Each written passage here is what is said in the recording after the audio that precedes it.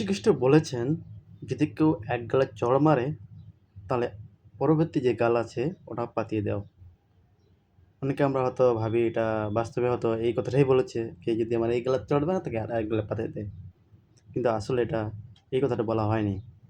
এই কথার তাৎপর্যটি হলো, এটা যীশুখ্রিস্ট এটাই বোঝাতে চাচ্ছেন বা এটাই ব্যাখ্যা করতে চাচ্ছেন, যদি কেউ তোমার ক্ষতি করার চেষ্টা করে বা কেউ তোমাকে গালি দেয়, কেউ যদি তোমার খারাপ ব্যবহার করে, কেউ তোমার সাথে খারাপ আচরণ করে, তাহলে তোমার উচিত তার সাথে খারাপ আচরণ না করা, তাকে ক্ষতি না করা, তার অমঙ্গল আশা না করা।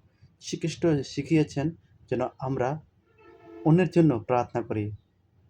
যদি কেউ তোমার ক্ষতি চায়, তবুও তার জন্য প্রার্থনা করো যেন সে ঈশ্বরের আশীর্বাদে ভালো থাকে। কেননা যীশুখ্রিস্টই সবসময় শিখায় কী করে আমাদের ভালোবাসতে হবে। তো আসুন আমরা অন্যজনকে ভালোবাসি নিজের মতন করে।